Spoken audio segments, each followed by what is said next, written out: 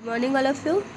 हम अपना सब्जेक्ट हिंदी 1 जिसका नाम है और क्लास 7 की शुरू कर रहे हैं। इसमें हम अपना पार्ट 4 पढ़ेंगे, लालच का परिणाम, जिसको किसने लिखा है? लियो टॉलस्टॉय ने। पाठ प्रवेश। प्रस्तुत कहानी एक सामान्य किसान की है। ये जो कहानी है एक किसान की है जो ज़मीन के लालच में अपने प्राण गंवा बैठता है। जो ज़मीन के लालच में क्या करता है? अपनी जान तक गंवा बैठता है। लेखक कहानी के माध्यम से लालच न करने तथा संतुष्ट रहने की सीख दी है। लेखक ने क्या किया है? कहानी के माध्यम से लालच न करने की और जितना आपके पास है उतने में खुश रहने की सीख दी है। जीवन में कमाया धन दौलत हम अपने साथ नहीं ले जा सकते। जो जीवन में हम अपना धन दौलत कमाते हैं वो हम अपने साथ नहीं ले जा सकते, अतः इन भौतिक वस्तुओं का लालच नहीं करना चाहिए। इसलिए ये जो भौतिक वस्तुएं हैं, सांसारिक वस्तुएं हैं, उनका लालच हमें नहीं करना चाहिए। चलो कहानी स्टार्ट करते हैं। प्राचीन काल की बात है, 2 बहनें थीं। पुराने समय की बात है, 2 बहनें थीं। बड़ी बहन का विवाह एक सौदागर के साथ तथा छोटी बहन का विवाह एक किसान के साथ हुआ। जो बड़ी बहन थी उसकी शादी एक सौदागर से कर दी गई और जो छोटी बहन थी उसकी शादी एक किसान के साथ हुई। एक बार की बात है, बड़ी बहन अपनी छोटी बहन के घर गई। एक बार क्या हुआ कि बड़ी बहन अपनी छोटी बहन से मिलने उसके घर गई। दोनों आपस में बातें कर रही थीं।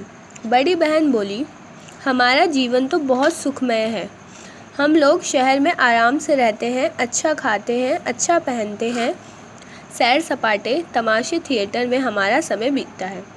बड़ी बहन ने क्या बोला कि बड़ी बहन ने बोला कि हमारा जो जीवन है वो बहुत अच्छा है, सुखमय है, बहुत सुख देता है हमें, और हम लोग शहर में आराम से रहते हैं, अच्छा खाते हैं, अच्छा पहनते हैं और सैर सपाटे यानी घूमने फिरने भी जाते हैं, तमाशे थिएटर, सर्कस वगैरह, मूवीज़ थिएटर वगैरह भी हम लोग जाते हैं और हमारा समय इन्हीं सब में बीत जाता है। छोटी बहन को अपनी बड़ी बहन की बातें बिल्कुल अच्छी नहीं लगी। छोटी बहन को ये जो बड़ी बहन की बातें थी वो बिल्कुल भी अच्छी नहीं लगी। वह बोली, तुम लोग केवल सजी धजी रहती हो, आमदनी अधिक है, लेकिन एक दिन सब हवा हो जाए तो।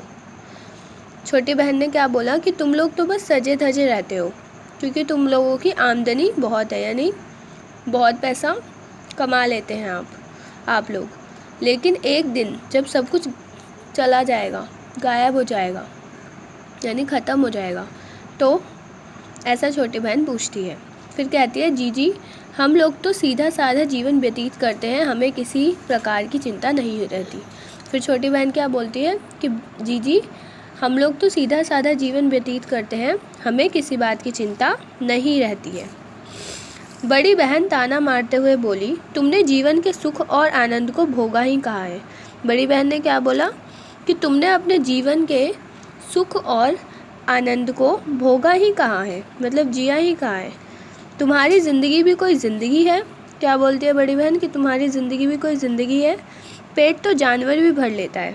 उसकी बड़ी बहन ने बोला उस अपनी छोटी बहन से कि पेट तो जानवर भी भर लेता है।